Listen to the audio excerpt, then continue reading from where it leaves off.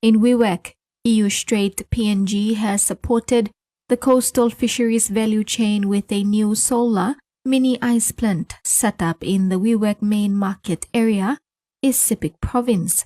One other solar mini ice plant is also set up in Aitape, West Sepik Province. Important to have ice because we need to keep our product fresh.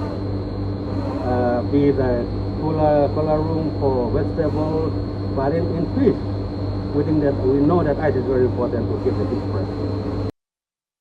The solar mini ice plant has the ability to produce 5 kilograms of ice blocks within a 90-minute period, depending on the day's sunlight. If we are in a good day, the harvest system 1 has 2 ice molds. So in the 2 system, 10 ice molds in each system. So both it's like 20 ice